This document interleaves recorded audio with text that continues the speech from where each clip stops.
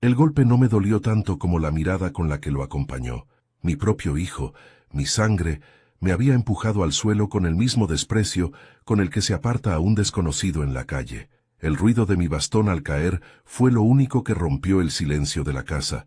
Yo lo miré desde el suelo, sin poder creer que aquel muchacho, al que enseñé a caminar, a leer, a trabajar, ahora me gritaba como si fuera un intruso. «¡Lárgate, viejo!», me gritó Diego, con los ojos encendidos. «No quiero volver a verte aquí». Y detrás de él, recostada en el marco de la puerta, Verónica, mi nuera, lo observaba con una sonrisa torcida, sosteniendo una copa de vino como si estuviera disfrutando de un espectáculo. Ella fue quien lo envenenó con sus palabras dulces y su ambición disfrazada de preocupación. «No lo provoques, Raúl», me dijo con voz suave. «Ya tomaste suficiente de nuestra paciencia». «Nuestra paciencia». Esa frase me golpeó más que el empujón. «Paciencia», dijo, como si tolerar mi existencia en mi propia casa hubiera sido un sacrificio. Sentí que el aire me faltaba. Me incorporé con esfuerzo, tomé el bastón y miré alrededor. Todo lo que había en esa casa, las fotos, los muebles, las paredes, lo había construido con mis manos, y ahora me echaban de ella como a un perro viejo. «Muy bien, hijo», le dije con voz baja, «si así lo quieres me voy, pero recuerda algo, las casas se heredan, las conciencias no». Recogí mi abrigo, la vieja foto de Marta, mi difunta esposa, y salí sin mirar atrás. Afuera llovía. Cada gota que caía sobre mi rostro me recordaba los años de esfuerzo que acababan de tirarse por la ventana. Avancé por el camino de tierra con el corazón hecho trizas. A lo lejos escuché el portazo de la casa y la risa de Verónica. Esa risa sería el eco que me acompañaría durante mucho tiempo. Pero antes de continuar, me gustaría saber si te suscribiste al canal y si te gustó este video. Eso me ayuda a ver que me apoyas y disfrutas de mis historias. Ahora continuemos. Caminé hasta el viejo galpón donde guardaba mi camioneta. Allí todo olía a aceite, a madera húmeda y a soledad. Subí al asiento, encendí el motor y miré por el espejo retrovisor. A lo lejos, entre las luces de la casa, vi las sombras de mi hijo y mi nuera discutiendo. Ella gesticulaba, él la seguía como un niño confundido. Por un instante, sentí compasión. Pero luego recordé que la compasión es un lujo que se ganan los inocentes. Esa noche, dormí en la camioneta, al costado del camino. La lluvia golpeaba el techo como si quisiera despertarme del sueño en el que mi vida se había convertido. Pensé en Marta, en su voz dulce diciéndome que Diego algún día aprendería por sí mismo lo que es el respeto. Algún día entenderá, decía siempre. Yo también lo creí, hasta hoy. Cuando amaneció, la lluvia había limpiado el cielo. El sol, sin embargo, no me trajo consuelo. Me senté en el asiento del conductor. Abrí la guantera y saqué un sobre amarillo. Dentro estaba el número de teléfono de un viejo amigo, Ernesto Ramírez, notario jubilado y durante muchos años, mi confidente. Marqué su número. «¿Raúl?», dijo su voz grave, algo sorprendida. «Sí, Ernesto, necesito verte». «¿Ocurrió algo?». «Todo». No hizo falta decir más. Quedamos de vernos al mediodía, en su cabaña del cerro. Mientras tanto, decidí pasar por última vez frente a mi casa. No sé qué esperaba ver, tal vez arrepentimiento, tal vez silencio. Pero lo que vi fue una traición que no necesitaba palabras. Globos, risas, música alta, una fiesta. Mi nuera había organizado una celebración. La escuché reír, vi luces de colores reflejándose en las ventanas y un grupo de invitados brindando con copas en alto.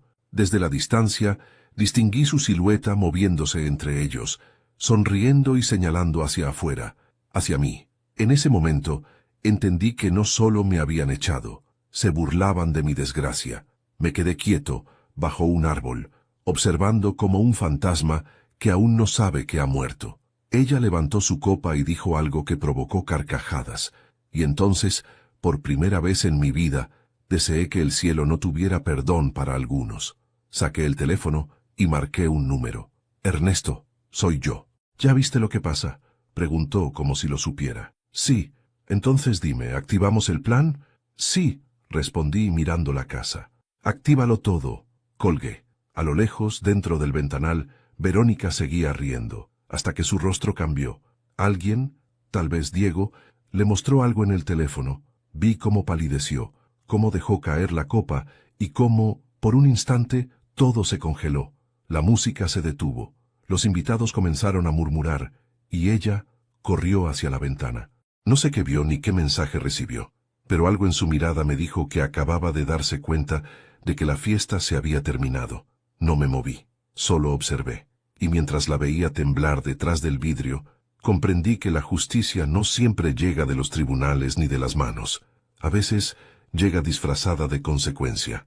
Me subí a la camioneta y encendí el motor. Mientras el ruido del motor se mezclaba con el eco distante de los gritos que provenían de la casa, miré por última vez el lugar donde había dejado mi vida entera. No sentí odio, solo una calma helada, como si todo tuviera un sentido que yo apenas empezaba a entender. Y entonces, mientras el camino se abría frente a mí, me prometí algo: volvería. Pero no como el padre humillado que se fue aquella noche, sino como el hombre que enseñaría una última lección, no de rabia, sino de justicia, no con violencia, sino con verdad. Y con esa promesa grabada en el alma, aceleré, dejando atrás el ruido de la fiesta y el reflejo de una ventana donde, segundos antes, una mujer había entendido que su risa acababa de sellar su destino. Dicen que los cimientos de una casa no son de cemento, sino de recuerdos. Si eso es cierto, entonces mi hogar estaba construido sobre el amor de una mujer y el sudor de un hombre que creía en los suyos. Yo mismo levanté esas paredes, ladrillo a ladrillo, con las manos agrietadas y la espalda rota, pero con el corazón lleno.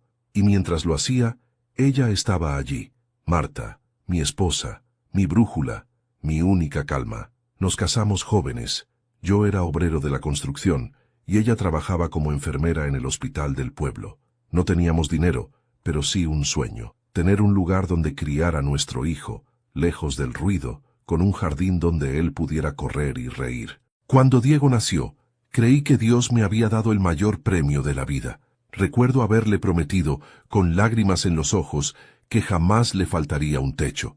Esa casa fue nuestro refugio. Durante años, Marta y yo trabajamos hasta el agotamiento. Ella salía de madrugada, yo regresaba de noche, pero cuando nos cruzábamos en la puerta, bastaba una sonrisa para saber que todo valía la pena. Yo la veía cansada, con ojeras y las manos ásperas por los guantes del hospital, pero aún así, siempre encontraba fuerzas para decirme: Raúl, el amor también se construye, igual que una casa. Nunca imaginé que, algún día, ese mismo amor se convertiría en el arma que otros usarían para destruirnos. Cuando Diego era niño, solía seguirme al taller. Le enseñé a usar el martillo, a medir la madera, a respetar el trabajo. Papá, cuando crezca quiero ser como tú, me decía, y yo reía, creyendo que el tiempo no cambiaría nada.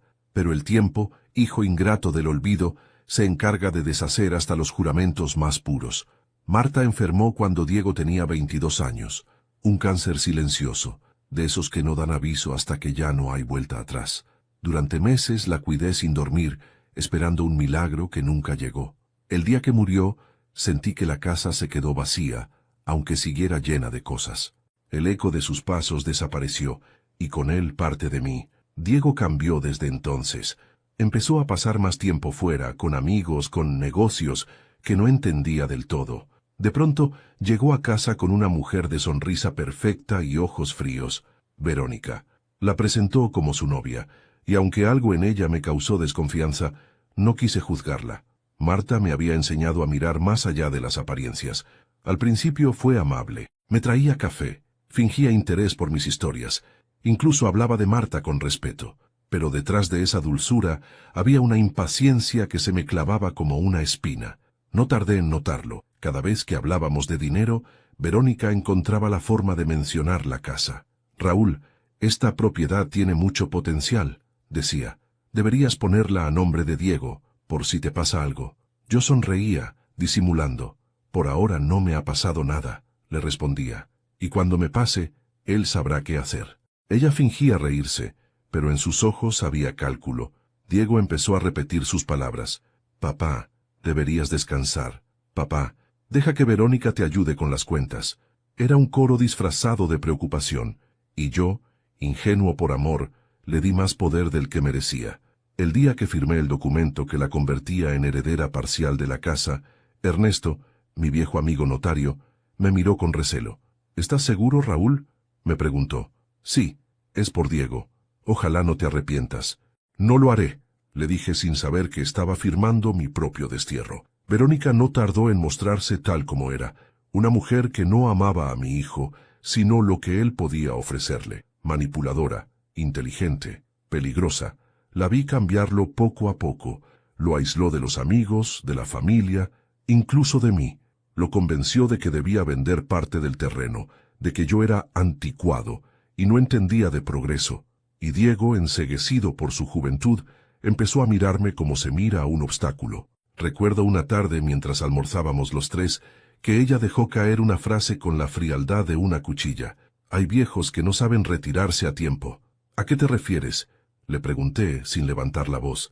A que la vida es para los que avanzan, no para los que se quedan en el pasado. Diego rió.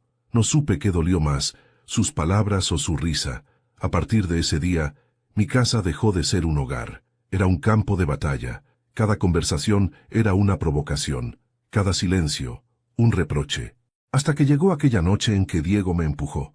Y entonces entendí que el enemigo no siempre llega desde afuera. A veces, crece bajo tu propio techo. Mientras conducía hacia la cabaña de Ernesto, pensaba en todo eso.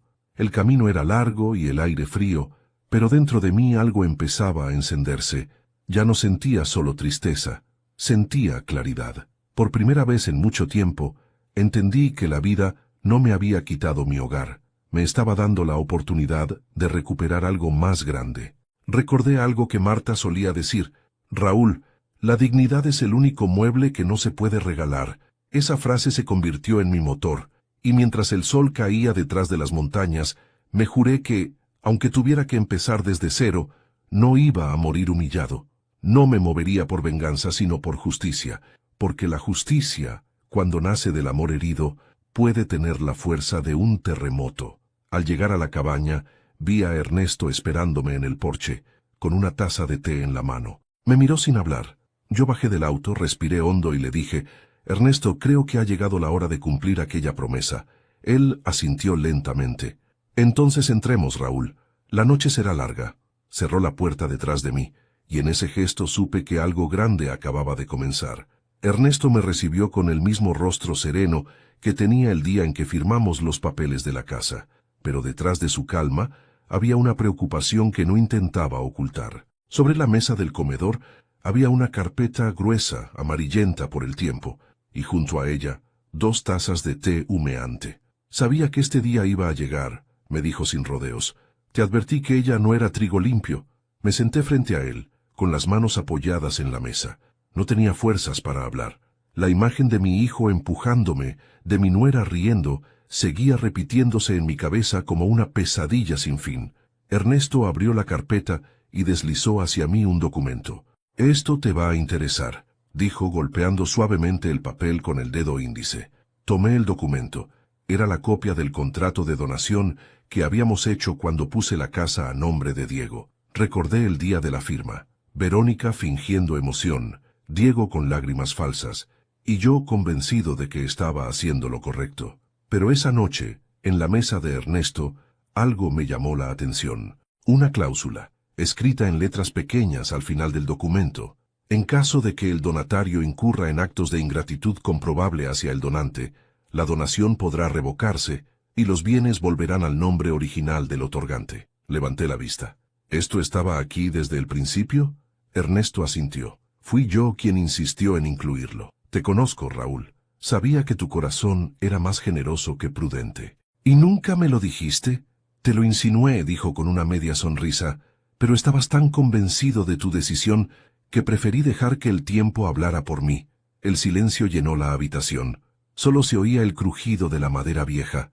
De repente, el dolor que llevaba en el pecho empezó a mezclarse con una sensación nueva, una calma peligrosa, la calma de quien descubre que, incluso derrotado, aún tiene una carta guardada.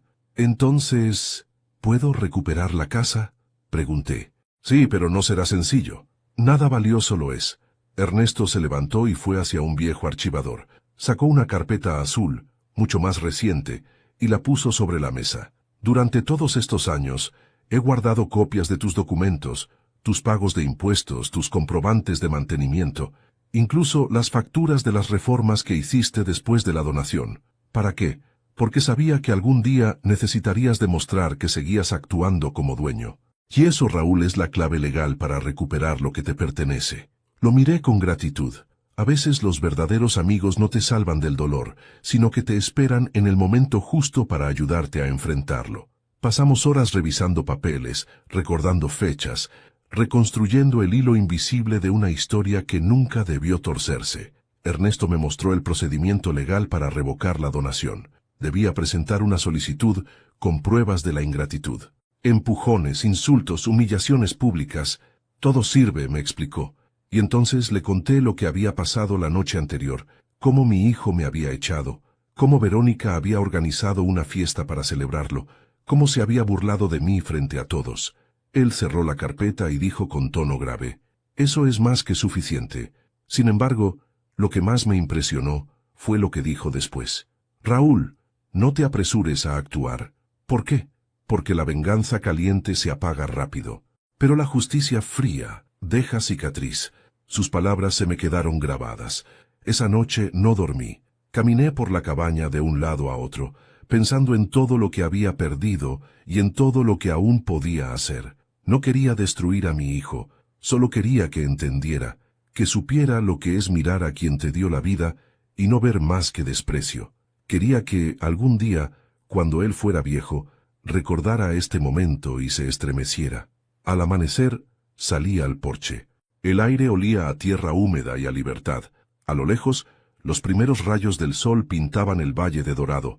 Por primera vez desde que me echaron, respiré sin dolor. El odio empezaba a desvanecerse, dando lugar a algo más claro: determinación. Encendí mi viejo teléfono y marqué un número. «Ernesto, dime, voy a hacerlo. ¿Ya lo decidiste?» «Sí, pero no quiero solo recuperar la casa, quiero recuperar mi nombre. Entonces necesitaremos pruebas». «Las tendré», respondí mirando hacia el horizonte. «Ellos solo se encargarán de dármelas». Durante los días siguientes permanecí en la cabaña. Salía poco, hablaba menos, solo pensaba, planeaba, recordaba. El eco del pasado me acompañaba en cada rincón. La voz de Marta, la risa de Diego cuando era niño, el sonido de los ladrillos cayendo sobre el suelo cuando construíamos juntos. Eran recuerdos que dolían, pero que me mantenían despierto. Una tarde, mientras el sol caía, Ernesto se acercó con una carpeta nueva. «He hecho unas llamadas», dijo. «El proceso puede iniciarse esta misma semana». «Perfecto. Pero hay algo más». «¿Qué cosa?» «Verónica no solo quiere tu casa, está planeando venderla. Ya contactó con un agente inmobiliario». Lo miré sin sorpresa. «Entonces se está cavando su propia tumba. ¿Qué piensas hacer?» «Esperar». «¿Esperar?» «Sí. A veces la mejor trampa es dejar que el enemigo se confíe». Ernesto me observó en silencio. Sabía que ya no hablaba desde el dolor, sino desde la calma del que ha encontrado su propósito. «Raúl, ¿seguro que puedes con esto? He soportado la muerte de la mujer que amaba y la traición del hijo que crié. Créeme, puedo soportar lo que venga». Nos quedamos mirando el fuego de la chimenea. Cada chispa parecía una promesa encendida. Sabía que lo que estaba por venir no sería fácil, pero también sabía que, por primera vez en mucho tiempo, el destino jugaba de mi lado. Esa noche, antes de acostarme, abrí la caja donde guardaba la foto de Marta. La miré y susurré: «Mi amor, no busques justicia en el cielo. Ya empecé a construirla aquí, con mis propias manos». Apagué la luz, y en la oscuridad, con el corazón tranquilo, supe que la historia recién comenzaba. El sonido de la música se escuchaba desde la carretera. Eran las 8 de la noche, y las luces de mi casa, iluminaban todo el vecindario. Había globos, risas, autos estacionados en el jardín, copas que tintineaban, y una voz femenina que se alzaba entre todas, la de Verónica, mi nuera, la mujer que había convertido mi hogar en un escenario de vanidad y desprecio. Yo observaba desde la colina, envuelto en la oscuridad. El aire olía a carne asada y a traición. No sentía odio, sino una especie de tristeza helada. En mis manos tenía un pequeño teléfono, y en la pantalla parpadeaba el número de Ernesto. «Listo para activar», decía su mensaje. Esperé. Quería ver con mis propios ojos lo que eran capaces de hacer cuando creían que yo ya no existía. Y no tuve que esperar mucho. A través de las ventanas, vi a Verónica alzando su copa. Llevaba un vestido rojo brillante, el mismo color de la soberbia. A su lado Diego reía nervioso, intentando disimular su incomodidad. Ella hablaba con los invitados, gesticulando con exageración. Pude leer en sus labios lo que dijo: el viejo se fue llorando. Por fin somos libres. Las risas estallaron. Alguien brindó. Diego, mi hijo, solo sonrió débilmente, sin mirarla. Esa sonrisa rota me dolió más que todo lo anterior. Entre los asistentes reconocí a algunos vecinos, personas que años atrás me habían pedido ayuda para reparar techos, instalar cañerías o prestar dinero. Ahora estaban ahí, riendo con ella. Así es la gente. Se acomoda al sol que más calienta, aunque ese sol sea falso. Me acerqué unos metros más, cuidando de no ser visto. A cada paso el ruido de la fiesta crecía, como una burla viva. Vi mi retrato, el que colgaba en el pasillo junto al de Marta, apoyado contra la pared, y luego caer al suelo cuando alguien, borracho, tropezó con él. Los vidrios se rompieron, las risas no pararon. Una parte de mí quería entrar, gritarles, exigir respeto, pero otra, más fría, más sabia, me dijo: espera. Y esperé, porque a veces el tiempo castiga mejor que las palabras. A las 9 el ambiente era un caos. La música a todo volumen, copas vacías, gente bailando sin sentido. Verónica, ya ebria, subió a una silla y empezó a hablar con voz estridente. «Brindemos por el futuro», gritó, «por esta casa que ahora es nuestra». Los invitados aplaudieron, y entonces soltó la frase que cambiaría todo. «Por el viejo tonto que nos dejó su herencia antes de morir». La carcajada colectiva fue el golpe final. El aire se volvió espeso, pesado. El vino se derramaba sobre el mantel, los rostros sudaban, las luces temblaban, y justo en ese instante mi teléfono vibró. Era Ernesto. Contesté. «¿Ya viste suficiente?», preguntó. «Sí». «Entonces, que empiece». Corté la llamada. A los pocos minutos, el sonido de una sirena rompió la música. Primero una, luego dos. Los invitados miraron confundidos hacia afuera. Una patrulla se detuvo frente a la casa. Los vecinos se asomaron. Verónica bajó de la silla, tambaleando, con una sonrisa nerviosa. «Debe ser un error», dijo, pero el error era ella. La puerta se abrió de golpe. 2 agentes entraron mostrando una orden judicial. «¿La señora Verónica Luján?» «Sí, soy yo», respondió, intentando mantener la compostura. «Tenemos una notificación de embargo preventivo. La propiedad vuelve al nombre del señor Raúl Fernández». El silencio fue inmediato. Las copas quedaron suspendidas en el aire. Las risas se apagaron. Diego se levantó, pálido. «¿Qué están diciendo?» «Lo que oyó, señor». Su padre presentó una solicitud de revocación de donación por ingratitud. La medida ya fue aprobada. Verónica retrocedió. «No, no puede ser. Esa casa es mía». El oficial la miró sin emoción. «No, señora. Esta casa nunca fue suya. Solo estaba prestada». La mujer empezó a respirar con dificultad. Miró a Diego buscando apoyo, pero él no se movió. Solo la observó en silencio, como si por fin estuviera viendo quién era realmente. Yo seguía mirando desde la oscuridad. No sonreí. No hacía falta. La justicia no siempre se celebra. A veces simplemente se contempla. Verónica tomó su teléfono, lo desbloqueó, leyó algo en la pantalla, y de pronto, su rostro cambió. La sonrisa desapareció. Su piel se volvió blanca como el papel. Miró hacia la ventana, donde sabía que yo podía estar, y me vio. Sí, me vio. Entre las sombras, nuestros ojos se cruzaron. Ella tembló, como si hubiera visto un fantasma. Dejó caer el teléfono y retrocedió hasta tropezar con una silla. Los invitados empezaron a murmurar, a grabar con sus celulares, y ella, desesperada, gritó: «¡No! ¡Esto no puede estar pasando!». Corrió hacia la ventana. Quiso abrirla.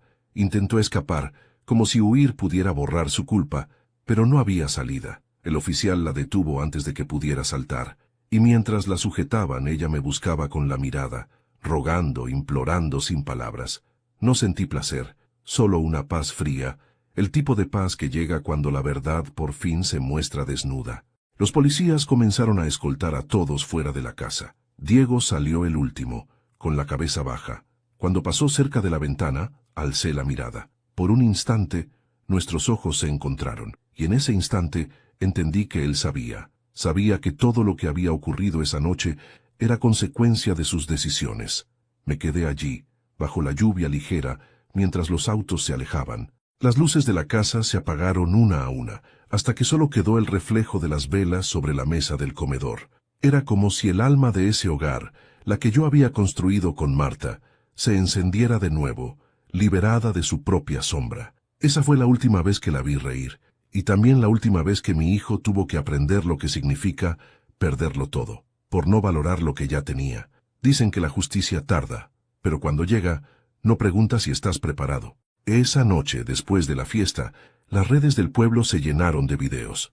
Verónica gritando, los policías entrando, Diego con la mirada perdida. Yo no tuve que mover un dedo. El mundo se encargó de mostrar lo que realmente eran. A la mañana siguiente, Ernesto me llamó. Ya lo confirmaron, Raúl. La orden se ejecutó sin objeciones. La casa vuelve a tu nombre. Bien, pero hay algo más, dijo con voz cautelosa. Los medios locales quieren entrevistarla. Al parecer, alguien filtró la cláusula del contrato. Que hablen. No hay mejor castigo que la verdad en boca ajena. Me quedé en silencio, mirando el horizonte desde el porche de la cabaña. No sentía alegría, solo un vacío enorme, como si la victoria tuviera un sabor amargo. Tal vez porque detrás de todo seguía estando mi hijo, el mismo muchacho al que una vez cargué en mis hombros para ver los fuegos artificiales del pueblo, el mismo que, esa noche, me había echado sin mirar atrás. Pasaron 2 días sin noticias de él, hasta que finalmente el teléfono sonó. Era Diego. Papá, su voz sonaba rota, como si hubiera envejecido de golpe. ¿Qué necesitas, hijo? Solo quería decirte que lo siento. No respondí. El silencio pesó varios segundos. Verónica está en el hospital, continuó. Le dio un ataque de ansiedad. Dicen que no soportó la humillación. La humillación no mata, Diego, le dije con calma. Lo que mata es el orgullo. Escuché su respiración temblorosa. Quise decirle muchas cosas, pero no lo hice. No era el momento de sermones. Papá, ¿por qué hiciste esto? No lo hice para vengarme. Lo hice para que entiendas lo que yo sentí cuando me empujaste al suelo. Yo no sabía que había un documento. Eso es porque nunca te detuviste a escucharme, ni a mí ni a tu madre, y entonces le conté la verdad. Le hablé del día que firmé la donación, del consejo de Ernesto, de la cláusula que me protegía si él o su esposa me traicionaban. Le conté cómo durante años guardé cada recibo, cada comprobante, cada gasto de reparación de la casa. Le dije que, aunque la propiedad legalmente figurara a su nombre, yo seguía siendo el responsable de mantenerla viva, y eso, ante la ley, me convertía en su legítimo dueño. Diego no habló, solo escuchó. Cuando terminé, dijo en voz baja, «Entonces, todo fue planeado». «No, hijo, todo fue previsto». «¿Y qué vas a hacer ahora?» «Esperar». Colgamos, y por primera vez en mucho tiempo, sentí que mis palabras habían dejado una grieta en su orgullo. Esa tarde, fui al despacho de Ernesto. Sobre su escritorio, había un sobre cerrado. «Esto es lo que nadie sabe, Raúl», dijo mientras me lo entregaba. Lo abrí. Adentro había una copia de otro documento, el testamento de Marta. Mi esposa, siempre un paso adelante, había dejado instrucciones precisas. Ella lo firmó 2 meses antes de morir, explicó Ernesto. No quiso que lo supieras hasta que llegara el momento. Leí el texto línea por línea. Era breve pero contundente. Si alguna vez mi hijo Diego pierde el rumbo, confío en que su padre encontrará la manera de enseñarle, no con gritos, sino con hechos, que la casa sea el recordatorio de lo que vale el respeto, y que el amor no se hereda, se merece. Mis manos temblaron, cerré los ojos y sentí su voz, clara como entonces. Enséñale, Raúl, pero no lo destruyas. Ernesto me observó en silencio. Tu esposa te conocía demasiado bien. Sí, respondí con un nudo en la garganta, y sabía que mi mayor debilidad era mi propio hijo. Nos quedamos callados un rato, hasta que él habló. ¿Y ahora qué harás? Seguiré el plan. ¿Cuál parte? La que aún no conocen. Salí del despacho con el sobre bajo el brazo. El sol caía, tiñendo el cielo de naranja. Me detuve frente al coche y respiré hondo. A veces la justicia necesita tiempo, y el tiempo necesita un último empujón. Yo se lo daría. Pero antes de continuar, Dime aquí en los comentarios qué te está pareciendo esta historia hasta ahora y qué harías tú en mi lugar. No te vayas del video, porque lo que viene a continuación te pondrá la piel de gallina. Esa noche, regresé a la cabaña. Saqué una caja de madera que tenía guardada desde la muerte de Marta. Dentro había fotos, cartas y un pequeño cuaderno azul con su letra. En la primera página, una frase. El perdón sin justicia es debilidad. La justicia sin perdón es venganza. Me quedé leyendo esas palabras una y otra vez. Tal vez mi plan era justo, sí, pero también cruel. ¿Podía un padre perdonar después de haber sido arrojado al suelo por su propio hijo? ¿Podía hacerlo sin sentir que traicionaba su dignidad? No lo sabía, pero sí sabía una cosa. No podía volver atrás. El teléfono sonó. Era Ernesto de nuevo. Raúl, acabo de recibir un aviso. Verónica quiere vender el auto y sacar dinero de la cuenta conjunta. Déjala, dije con voz tranquila. Lo material se reemplaza. Lo que viene no. ¿Qué viene? La verdad. Apagué el teléfono, abrí el cuaderno y escribí: cuando el respeto se pierde, la sangre deja de unir, pero cuando la verdad aparece, hasta la culpa encuentra su camino. Cerré el cuaderno. Miré el retrato de Marta apoyado sobre la repisa, y en un susurro apenas audible le dije: te prometo que cuando todo esto acabe, no quedará rencor, solo enseñanza. El viento sopló fuerte, haciendo temblar las ventanas. Parecía su manera de responderme, y entonces supe que el siguiente paso no sería legal, sería moral, porque aún faltaba la lección más grande de todas. Volví al pueblo una semana después, no para reclamar nada, ni para celebrar mi victoria, sino para ver con mis propios ojos lo que el tiempo había hecho con ellos. La casa estaba en silencio, las cortinas cerradas, las plantas secas, el césped alto.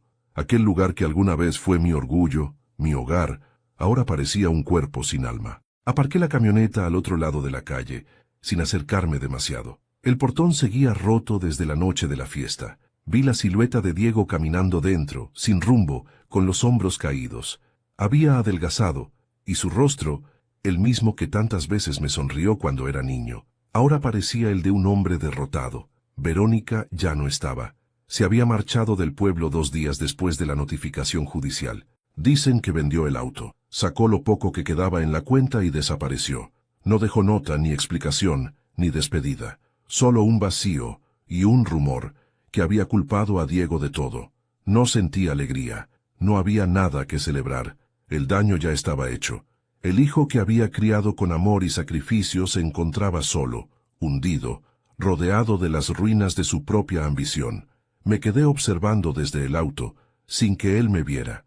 Vi cómo abría las ventanas, cómo sacaba cajas con objetos rotos, cómo arrojaba bolsas de basura al jardín. Parecía estar limpiando más que polvo. Parecía querer limpiar su propia conciencia. El silencio del barrio era denso. Nadie se acercaba. Los vecinos, los mismos que habían asistido a la fiesta, ahora fingían no verlo. Así son las personas. Se acercan cuando brillas, pero se esconden cuando caes. Yo no me moví, solo lo miraba, recordando cuando de niño corría por ese mismo jardín con las rodillas llenas de tierra, persiguiendo una pelota que su madre le había cosido con retazos de tela, recordando cuando, de adolescente, me ayudaba a pintar la cerca y decía que algún día construiría su propia casa, igual de grande que la de papá. Y ahora estaba allí, rodeado de un silencio que lo devoraba. En ese momento entendí algo que Ernesto me había dicho tiempo atrás. A veces el castigo más grande no es perderlo todo, Raúl. Es quedarse con lo que uno destruyó.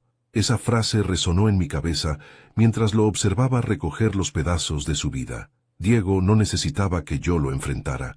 Ya estaba enfrentándose a sí mismo. Esa noche regresé a la cabaña. El viento soplaba fuerte y el cielo parecía tan cansado como yo. Encendí la chimenea y me senté frente al fuego. Saqué el cuaderno azul de Marta y lo abrí por una página al azar. Decía: a veces el silencio enseña más que las palabras. Deja que el tiempo hable por ti, Raúl. Él sabrá cómo hacerlo. Cerré los ojos y sonreí. Quizás sin saberlo, Marta ya había escrito el guión de mi vida. A la mañana siguiente salí temprano. No tenía un plan, solo un impulso: volver a ver a mi hijo, aunque fuera de lejos. El camino hacia el pueblo me resultó distinto. Ya no sentía rabia ni venganza. solo una especie de calma resignada, como la del mar después de una tormenta. Me estacioné a unas cuadras y caminé hasta la plaza. Allí sentado en un banco estaba Diego. Tenía la mirada perdida, el cabello desordenado, la barba crecida. A su lado había una bolsa con pan y una botella de agua. No me vio, y aunque pude haberme acercado, no lo hice. Lo observé desde lejos, como un padre observa a su hijo dormido, con ternura y dolor a la vez. Lo vi sacar de su bolsillo una foto. Incluso desde la distancia, reconocí el marco doblado. Era una foto de su madre. La besó. Y entonces bajó la cabeza, como si el peso del remordimiento le hubiera vencido. En ese instante, supe que la lección había comenzado a surtir efecto, no por mis palabras, sino por la ausencia de ellas. El silencio era mi respuesta, y el silencio es un maestro implacable. Regresé a la cabaña con una decisión tomada. No lo buscaría. No aún. Debía dejar que la soledad hiciera su trabajo. El perdón, para ser real, primero necesita espacio para la reflexión. Y a veces la culpa es el único espejo que muestra la verdad. Esa noche, Ernesto vino a verme. Traía una botella de vino y su sonrisa cansada. Parece que todo salió como esperabas, me dijo. Sí, aunque no sé si eso es bueno o malo. ¿Lo viste? Sí, estás solo. Entonces no lo remates. No tengo intención de hacerlo. Ernesto me miró con aprobación. Marta estaría orgullosa. Eso espero. Sirvió 2 copas y brindamos en silencio. El fuego iluminaba las paredes de madera y por un instante me sentí en paz. Esa paz rara, la que no viene de ganar, sino de comprender. ¿Y ahora qué harás, Raúl?, preguntó. Esperar. ¿A qué? A que él toque a mi puerta. ¿Y si no lo hace? Entonces sabré que la lección no fue suficiente. Ernesto asintió. Te conozco bien, amigo. No lo harás sufrir más de lo necesario. No, Ernesto. Solo lo que el alma aguante. Nos quedamos bebiendo hasta tarde. Cuando se fue, apagué el fuego y me senté en la oscuridad. Pensé en Diego, en su madre, en todo lo que habíamos sido, y sentí una punzada en el pecho, no de enojo, sino de nostalgia. Quizás, pensé, la justicia ya se había cumplido.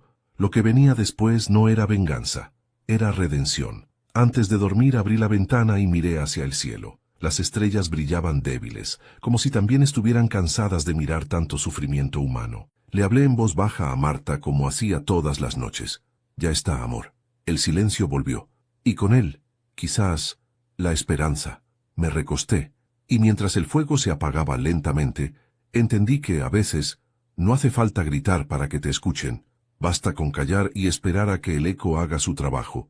A veces el destino esconde las respuestas justo debajo de los pies, esperando a que uno tenga el valor de agacharse a buscarlas.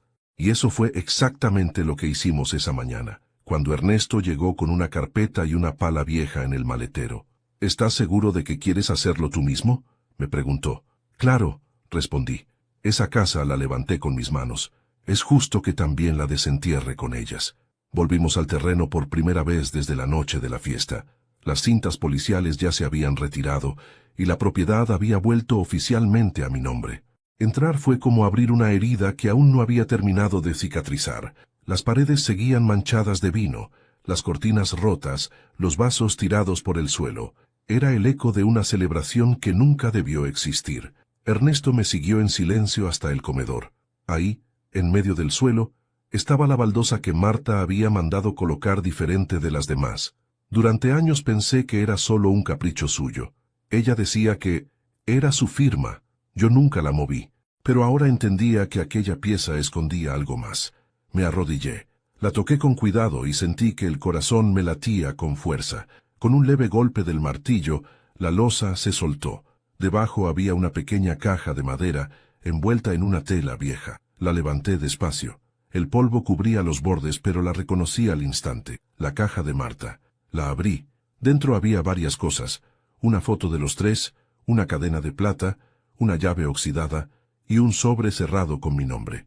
Lo tomé con manos temblorosas. ¿Vas a leerlo aquí?, preguntó Ernesto. No, en la cabaña. Este suelo ya ha escuchado demasiado. Salimos sin decir palabra. Antes de irme, miré una última vez la casa. Por primera vez, no sentí rencor, solo una extraña gratitud. Esa casa había sido escenario de mi vida y también de mis lecciones. Ahora estaba lista para darme una última. Esa noche, frente al fuego, abrí el sobre. Dentro había una carta escrita con la letra delicada de Marta. La leí despacio, como quien escucha una voz que regresa del pasado. Raúl, si estás leyendo esto, significa que el tiempo ya hizo su parte. No llores, no maldigas, no te preguntes por qué. Todo lo que vivimos tuvo sentido, incluso lo que duele. Quiero que recuerdes que Diego no es solo tu hijo, es tu espejo. Si lo pierdes a él, te perderás a ti mismo. Tragué saliva. Las letras se movían entre las lágrimas. Seguí leyendo. Debajo de esta carta encontrarás una llave. Es de la caja fuerte que dejamos en el taller. Guárdala. Dentro hay documentos que solo deben abrirse si Diego te hiere más allá de lo que puedas perdonar. No para castigarlo, sino para recordarle quién fue su madre y qué significó su padre. Busqué la llave entre las cosas del cofre. Era pequeña, de hierro, con un número grabado. 1978, el año en que nos casamos. La apreté entre los dedos como si fuera su mano. Ernesto, que escuchaba en silencio, dijo con voz baja: «Tu esposa tenía una fe extraña en el futuro». «No era fe», respondí. «Era amor». Fuimos al viejo taller detrás de la casa. El olor a aceite y madera vieja aún llenaba el aire. Bajo el banco de trabajo había una caja de metal cubierta por un trapo. Metí la llave, giré, y el clic del cerrojo sonó como un latido. Dentro encontramos documentos antiguos, un sobre sellado y una carta dirigida a Diego Fernández. Ernesto la tomó, la observó a contraluz. «¿Vas a leerla?» «No, no es para mí». «¿Qué vas a hacer?» «Voy a dársela, pero no ahora. Quiero que el momento sea justo». Cerré la caja y la guardé nuevamente bajo el banco. Sabía que el día de entregarla llegaría, y que ese día sería el verdadero final de todo. Mientras salíamos del taller, el sol empezaba a ponerse. El reflejo dorado se filtraba por las ventanas rotas y caía sobre el retrato de Marta, colgado torcido en la pared. Por un segundo creí verla sonreír. «¿Sabes qué pienso, Raúl?», dijo Ernesto mientras subíamos al auto. «¿Qué?». «Que ella sabía exactamente lo que pasaría». «Tal vez», respondí encendiendo el motor, «o tal vez solo confiaba en que el amor, tarde o temprano, pondría las cosas en su lugar». De regreso en la cabaña, dejé la llave sobre la mesa y encendí una vela junto a su foto. El fuego iluminaba sus ojos en la imagen. Le hablé como si estuviera allí, sentada frente a mí. «Marta, lo encontré. Lo que escondiste, lo que esperabas que hallara. Pero no lo haré por venganza. Lo haré para que tu voz sea la última palabra en esta historia». Guardé la carta de Diego en un sobre nuevo y escribí con mi letra: «Para el día en que el silencio ya no le alcance». Apagué la vela, y mientras el humo subía despacio, supe que el destino ya tenía escrita la siguiente jugada. Solo faltaba esperar el momento adecuado para mover la pieza final. Esa noche dormí sin culpa. Por primera vez en mucho tiempo, sentí que no estaba solo. Marta estaba allí, entre el crujido del fuego y el rumor del viento, y su voz, aunque callada, me decía lo que siempre me decía cuando la duda me vencía: «Haz lo correcto, aunque duela». Y eso haría, porque a veces la justicia necesita ser contada, no para castigar, sino para curar. El amanecer llegó con una quietud extraña. El viento, que siempre hacía crujir las ramas frente a la cabaña, esa mañana parecía contener el aliento. Algo en el aire me decía que ese día no sería como los otros. Tenía razón. A media mañana escuché el ruido de un motor deteniéndose frente a la casa. Me asomé por la ventana. Era un auto gris, cubierto de polvo, con las luces encendidas y el capó aún humeante. La puerta del conductor se abrió, y tras unos segundos de duda, Diego bajó. No el hijo altivo que me había echado de mi propia casa, sino un hombre cansado, con los hombros caídos y la mirada vacía. Traía una mochila en una mano y en la otra una flor marchita. Cerré los ojos un instante, respiré hondo y abrí la puerta. No dije nada, tampoco él. Solo se quedó allí, de pie, mirándome, con el rostro de quien lleva días sin dormir. «Papá», dijo al fin, con un hilo de voz. No sabía a dónde más ir. No me moví, solo lo observé. Su piel estaba pálida, sus ojos rojos. Era el retrato del remordimiento. «Pasa», le dije al fin. Entró despacio, mirando a su alrededor. La cabaña era simple pero cálida. El olor a leña, el reloj viejo de la pared, las fotos de Marta en la repisa, todo parecía observarlo también, Se sentó frente al fuego con las manos entrelazadas. Yo preparé café. El silencio pesaba, pero no era el mismo silencio de antes. Este tenía significado. Verónica se fue, dijo al fin. Me dejó una carta. Dice que no soporta vivir con alguien que lo perdió todo. No respondí. Él siguió hablando. Intenté vender el auto, pero no me alcanza ni para el alquiler. No tengo trabajo, los amigos desaparecieron, y la gente del pueblo me mira como si fuera un criminal. Tomé un sorbo de café y lo miré. No eres un criminal, Diego. No, pero actué como uno. Se llevó las manos al rostro. Papá, te fallé. Sí, dije con calma, pero lo importante no es fallar, es qué haces después de fallar. Me miró con lágrimas contenidas. No merezco estar aquí. Tal vez no, respondí. Pero aquí estás, y eso dice algo. El fuego crepitó. El reloj marcó las 11. Ninguno de los dos habló por un rato. Era como si cada chispa del fuego contara una historia que los dos ya conocíamos de memoria. ¿Por qué no me odias?, preguntó de pronto. Porque el odio no enseña, hijo, solo repite. Bajó la cabeza. No entiendo cómo puedes mirarme después de todo lo que te hice. Porque te miro como lo haría tu madre. Ella nunca dejó de verte, ni siquiera cuando tú dejaste de mirar. Se quedó callado. Vi cómo sus ojos se llenaban de lágrimas, y por un momento creí ver en él al niño que alguna vez fui capaz de abrazar sin miedo. Encontré algo, le dije entonces. Una carta. De tu madre. Alcé el sobre que había traído del taller y lo coloqué sobre la mesa. Él lo miró temblando. ¿Puedo leerla? Sí, pero antes quiero que entiendas algo. ¿Qué cosa? Esa carta no fue escrita para castigarte, fue escrita para salvarte. Le pasé el sobre. Sus manos temblaban al abrirlo. Sacó la hoja, la desplegó con cuidado y empezó a leer. Su voz se quebró a mitad de la primera línea. Hijo, si estás leyendo esto, es porque tu padre y yo ya no estamos para enseñarte con palabras. Pero quiero que recuerdes algo. Ningún hogar puede sostenerse sobre el orgullo. El amor no se impone, se cultiva. Si alguna vez levantas la voz o la mano contra quien te dio la vida, perderás mucho más que una casa. Perderás la paz. Y la paz, hijo mío, no se recupera con dinero. Diego dejó de leer. Las lágrimas caían sobre la hoja, borrando parte de las palabras. Papá, dijo entre sollozos, mamá sabía todo. Sí, lo sabía. ¿Y tú? También lo sabías. No del todo, pero lo presentía. Ella veía más lejos que yo. Se cubrió el rostro con ambas manos. Durante largos minutos, solo se escuchó el crepitar del fuego. Cuando al fin habló, su voz era apenas un susurro. No puedo con esto. Sí puedes. No merezco tu perdón. No es cuestión de merecer. Es cuestión de entender. Me levanté y me acerqué a él. Le puse una mano en el hombro. Por un segundo dudó. Luego me abrazó. Con fuerza, como si temiera que, si me soltaba, desaparecería. Sentí su llanto en mi pecho. Y con ese llanto, el peso de los años se me cayó de encima. Hijo, le dije con voz baja, no hay justicia más grande que el arrepentimiento sincero. ¿Y ahora qué hago?, preguntó entre lágrimas. Empieza de nuevo. ¿Cómo? Ayudando. La fundación de tu madre sigue funcionando. Tienen un programa para ancianos sin familia. Ve allí. Trabaja. Aprende. Me miró confundido. ¿Quieres que trabaje con ellos?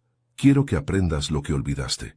El valor del esfuerzo y de la empatía. ¿Y si fallo otra vez? Entonces lo intentarás de nuevo. La diferencia entre el hombre y la sombra es que el hombre se levanta. Nos quedamos abrazados un largo rato. El fuego se apagó lentamente, pero dentro de mí, algo volvía a encenderse. Por primera vez desde que todo comenzó, sentí que el perdón no era una derrota, sino una forma de victoria. Cuando Diego se marchó esa tarde, llevaba en el bolsillo la carta de su madre y en el rostro un brillo que hacía tiempo no veía. Yo me quedé en el umbral observando cómo se alejaba. No supe si volvería pronto o si la vida se encargaría de cruzarnos otra vez. Solo supe que, desde ese día, ya no era mi enemigo. Cerré la puerta, miré el retrato de Marta y le dije en voz baja, «Lo lograste, amor, lo hicimos». Y por primera vez, el silencio en la cabaña no pesó. Era un silencio limpio, lleno de significado, un silencio que olía a perdón. Un año puede parecer poco tiempo para el mundo, pero cuando uno ha pasado por el fuego de la traición y el peso del silencio, un año puede ser toda una vida. Así me sentía aquella noche de diciembre, mientras encendía las luces del comedor y colocaba sobre la mesa el mismo mantel blanco que Marta había bordado hace décadas, el mismo mantel que una vez fue testigo de lágrimas y reproches, y que esa noche, por fin, sería testigo de paz. Había pasado exactamente un año desde que Diego cruzó la puerta de mi cabaña, temblando de vergüenza, pidiéndome perdón. Desde entonces, su vida cambió. Se incorporó a la fundación que lleva el nombre de su madre. Comenzó ayudando en tareas sencillas, repartir alimentos, pintar muros, acompañar a ancianos. Pero pronto se volvió parte esencial del lugar. Había recuperado algo más valioso que la casa o el dinero, su propósito. Yo lo observaba de lejos, sin intervenir, orgulloso pero cauteloso. A veces lo visitaba, otras solo escuchaba los rumores que corrían por el pueblo. El hijo de Raúl está cambiando. Ese muchacho ahora ayuda a los viejos que antes ni miraba. Cada frase era un bálsamo. Cada gesto suyo, una reparación invisible. Esa tarde, mientras el reloj marcaba las 7, me di cuenta de que estaba nervioso. Había preparado la mesa para dos, con copas limpias, velas nuevas y una botella de vino que había guardado desde el último aniversario con Marta. El fuego crepitaba en la chimenea y el aroma a guiso llenaba el aire. La casa por fin volvía a sentirse como un hogar. A las 8, escuché pasos en el jardín. Salí al porche y lo vi acercarse. Diego venía bien vestido, con una camisa sencilla, un ramo de flores en la mano y una sonrisa tímida. «Son para mamá», dijo levantando el ramo. Asentí y señalé el retrato de Marta, colgado sobre la repisa. Él dejó las flores en un jarrón y se quedó mirando la foto durante un largo silencio. «Siento que ella está aquí», murmuró. «Siempre lo estuvo», le respondí. Nos sentamos. Las llamas de las velas bailaban suavemente entre nosotros. Por un momento, ninguno habló. Solo se escuchaba el crujir del fuego y el lejano murmullo del viento golpeando los árboles. Yo lo observaba con discreción. Ya no era el mismo hombre que me gritó aquella noche. Sus ojos tenían calma, su voz, humildad. Había envejecido, sí, pero también había crecido. «Papá», dijo rompiendo el silencio, «nunca te agradecí por darme esa segunda oportunidad. No tenías que hacerlo». «Sí, tenía. Me diste algo más que perdón. Me diste la posibilidad de volver a ser digno». «No fui yo, hijo», dije. «Fue el tiempo. ¿Y tu madre?». Él sonrió bajando la mirada. «En la fundación hay una anciana que me recuerda mucho a ella. Siempre me dice, el corazón que aprende a perdonar se cura de sí mismo. Cada vez que la escucho, pienso en ti». Me reí con suavidad. «Tu madre decía algo parecido, que el amor verdadero no consiste en olvidar, sino en mirar sin rencor». Durante unos minutos hablamos de cosas simples, del clima, del pueblo, del trabajo, pero debajo de esa conversación superficial había algo más profundo. Ambos sabíamos que esa cena era mucho más que una comida, era el cierre de una herida. Le serví un poco de vino, levantó la copa y dijo, «Por mamá y por la paz», añadí. El sonido del brindis fue suave, casi sagrado. «¿Sabes?», continuó Diego, «cuando empecé en la fundación, todos me miraban con desconfianza. Sabían lo que había pasado contigo. Pero poco a poco entendí que la única forma de limpiar un nombre no es defendiéndolo, sino sirviendo. Eso lo aprendí de Marta», le dije. «Ella siempre decía que quien ayuda sin esperar aplausos se convierte en parte del milagro». «Entonces quiero ser eso», dijo sonriendo, «parte del milagro». Nos quedamos callados un rato. Las velas temblaban. El fuego proyectaba sombras que parecían moverse con vida propia.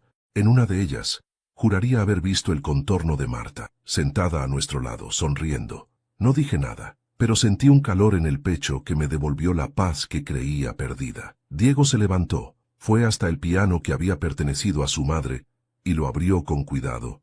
«Hace poco aprendí algo», dijo mientras pasaba los dedos sobre las teclas. «Mamá me enseñó una melodía cuando era niño. Nunca la toqué bien, hasta ahora». Empezó a tocar. La melodía era sencilla, pero tenía el poder de abrir viejas memorias. Era la misma canción que Marta tocaba las noches de lluvia, cuando el viento golpeaba las ventanas y nosotros, más jóvenes, soñábamos con un futuro que ahora parecía tan lejano. Cuando terminó se volvió hacia mí. «¿Te acuerdas?». «Cada nota», le dije. «Mamá estaría feliz de vernos así». «Lo está», susurré. Se sentó otra vez. El reloj marcó las 10. La cena casi había terminado, pero ninguno quería levantarse. El silencio era distinto esta vez. No era ausencia, sino compañía. Diego suspiró. Papá, quiero proponerte algo. Dime. Quiero donar la casa a la fundación, que se convierta en un hogar para ancianos abandonados. Lo miré sorprendido. ¿Estás seguro? Sí. Quiero cerrar el ciclo. Quiero que este lugar donde tanto se destruyó, ahora sirva para construir algo bueno. Sentí que el corazón me temblaba. Por un momento, no pude hablar. Solo lo miré y asentí. Tu madre estaría orgullosa, le dije por fin. No lo hago por orgullo, respondió. Lo hago porque quiero que esta historia tenga un final digno. Nos levantamos y fuimos al retrato de Marta. Él colocó una mano sobre el marco y dijo en voz baja, «Gracias por no rendirte conmigo». Yo añadí, «Gracias por regresar a tiempo». Las velas se consumían lentamente. El aroma a cera quemada se mezclaba con el del vino y la leña. Por primera vez desde que ella se fue, sentí que Marta descansaba en paz. Y con ella nosotros. Cuando Diego se fue esa noche, la luna iluminaba el camino. Me abrazó antes de subir al auto. «Te quiero, papá». «Y yo a ti, hijo. Nos vemos mañana. Hay mucho que organizar en la fundación». «Aquí te esperaré», le respondí. Vi cómo el auto se alejaba hasta perderse entre los árboles. El sonido del motor se apagó y solo quedó el murmullo del viento. Entré, apagué las luces y me senté frente a la chimenea. El fuego seguía ardiendo, igual que el amor que había sobrevivido a todo. Miré el retrato de Marta. Su sonrisa, inmortal en la fotografía, parecía decirme lo que yo mismo sentía, que el perdón no cambia el pasado, pero sí lo que somos cuando miramos atrás. Esa noche, por primera vez en muchos años, dormí sin pesadillas, y en mi sueño, Marta estaba allí, sentada junto a mí, mientras Diego tocaba aquella vieja melodía. No había palabras, ni rencor, ni dolor. Solo tres almas unidas por algo que ni la muerte ni la traición pudieron destruir: la familia. No sé cuánto tiempo ha pasado desde aquella cena, tal vez unos meses, tal vez una eternidad, pero hay algo que todavía puedo afirmar sin titubeos: la paz existe, aunque a veces uno deba atravesar el infierno para merecerla. El invierno ha vuelto, el aire huele a leña, y la cabaña está más silenciosa que nunca. Diego viene a visitarme los fines de semana. Trae pan, flores y a veces a los ancianos de la fundación. Dice que les gusta venir a escuchar las historias del viejo Raúl. Yo me río y les preparo té. Es curioso. Después de tantos años, las paredes que antes solo escucharon gritos, ahora se llenan de risas. Hace unos días Diego me contó que la fundación inaugurará un nuevo pabellón con el nombre de su madre, Casa Marta Fernández, donde el amor cura. No pude hablar, solo lo abracé. Sentí que por fin el legado de Marta había encontrado su destino. Esa noche, cuando todos se fueron, encendí la chimenea y abrí mi libreta. Tenía ganas de escribirle una última carta. No a Diego, ni a Verónica, ni siquiera a Ernesto. A ella, a Marta, la mujer que había sido mi brújula incluso después de morir. Tomé la pluma y comencé. Amor mío, no sé si allá donde estás se puede ver la tierra, pero si puedes, quiero que sepas que lo lograste. Nuestro hijo cambió. No por miedo ni por castigo, sino por comprensión. A veces lo veo llegar con los ojos cansados, cubiertos de ojeras, pero con el corazón lleno. Me habla de los ancianos, de sus historias, de cómo cada uno le enseña lo que antes no quiso escuchar. Se ha convertido en el hombre que tú soñabas que fuera. Yo también he cambiado. Ya no me pesa el pasado. Aprendí que la justicia no se mide en venganza, sino en transformación. Tú me enseñaste a amar, y la vida, aunque cruel, me enseñó a soltar. El dolor fue una escuela, Marta, pero tus palabras fueron mi maestro. Me detuve. Las lágrimas caían sobre el papel, borrosas, pero tranquilas. No eran de tristeza, eran de agradecimiento. Seguí escribiendo. Si pudiera tenerte un minuto más, te diría que valió la pena. Cada caída, cada error, cada noche de insomnio. Porque al final, el amor que dejamos sembrado floreció. Diego encontró su camino, y yo encontré el mío. Entender que el perdón no se otorga con la boca, sino con la vida. Gracias, amor mío. Gracias por dejarme tus lecciones escondidas en cada rincón. Si el cielo tiene ventanas, asómate esta noche. Verás tu casa iluminada otra vez. Dejé la carta sobre la mesa junto a su foto. El fuego crepitaba suave, y una brisa se coló por la rendija de la ventana, como si ella hubiera respondido. Al día siguiente, Diego llegó temprano. Venía con un cuaderno bajo el brazo. «Papá, quiero mostrarte algo», dijo, sentándose frente a mí. Era un manuscrito lleno de tachones y páginas dobladas. «¿Qué es esto?» «Mi libro», respondió sonriendo nervioso. «Quiero contar nuestra historia». «¿Nuestra?» «Sí, la de mamá, la tuya, la mía. Quiero que la gente sepa que el perdón puede cambiarlo todo». Lo miré con una mezcla de orgullo y asombro. «¿Y cómo se llamará?» «La última lección». Reí. «Buen título. Es lo que me diste tú», respondió. Abrió el cuaderno y me mostró la primera línea. «Esta historia no trata del odio, sino del amor que sobrevivió a la vergüenza». Levanté la mirada y vi en sus ojos algo que no había visto en mucho tiempo. Paz. No la paz de quien olvida, sino la de quien ha comprendido. Nos quedamos hablando hasta el atardecer. Luego lo acompañé a la puerta. Antes de irse, me abrazó fuerte. «Te debo la vida, papá». «No, hijo», le dije al oído. «Te la devolviste tú solo». Lo vi alejarse por el sendero con paso firme, y supe que era la última vez que sentiría ese nudo en el pecho, no porque no lo fuera a ver más, sino porque ya no había nada que perdonar. Esa noche, el cielo estaba despejado. Me senté frente a la chimenea. Abrí el vino que había sobrado de Navidad y miré las llamas danzando. Pensé en todo lo que había pasado. La humillación, la caída, la venganza, la redención, y me di cuenta de que cada fragmento de dolor había sido necesario. El hombre que fui no habría entendido el valor del perdón sin haber sido traicionado primero. Miré el retrato de Marta. «Lo logramos, amor», susurré, y, por primera vez, me sentí ligero. De repente, un golpe de viento apagó las velas. Solo el fuego quedó encendido. En ese instante, lo juro, escuché su voz clara, suave, como un eco lejano. «Ya puedes descansar, Raúl. La lección está completa». Sonreí. No tuve miedo. Solo cerré los ojos y dejé que la calma me envolviera. Unas semanas después, Diego regresó a la cabaña. La encontró en silencio pero cálida, como si aún guardara la respiración de su dueño. Sobre la mesa, junto a la foto de Marta, había una carta. Llevaba su nombre. La abrió con manos temblorosas. «Hijo mío, si estás leyendo esto es porque mi viaje terminó. No llores, no te culpes. La vida me dio más de lo que pedí. Te devolvió a ti. Quiero que sigas adelante, sin cargar con mi sombra. Sé fuerte, sé justo, sé humano.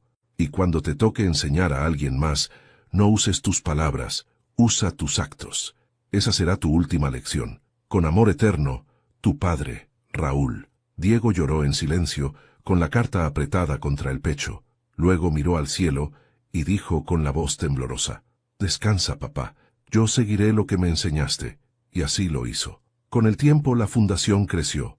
La casa se convirtió en un refugio para ancianos olvidados y niños sin hogar. En la entrada, una placa de bronce brillaba con una inscripción sencilla: «Aquí vivió un hombre que aprendió a perdonar. Aquí comenzó la última lección. Mi nombre es Raúl Fernández, y esta fue mi historia. Una historia de dolor, de orgullo y de redención. De cómo un padre puede caer por el peso del amor, pero también levantarse por la fuerza del perdón. Si llegaste hasta aquí, quiero agradecerte por escucharme. Y antes de despedirme, quiero pedirte algo. Suscríbete al canal si esta historia te tocó el corazón. Dale me gusta al video para que más personas puedan escucharla. Y cuéntame en los comentarios desde qué ciudad nos estás viendo y qué fue lo que más te hizo reflexionar de todo esto. Recuerda, a veces la vida nos quita lo que amamos para enseñarnos lo que necesitamos. El perdón no cambia el pasado, pero ilumina el futuro. Y mientras haya amor, incluso la herida más profunda puede sanar. Soy Raúl Fernández y esta fue mi historia.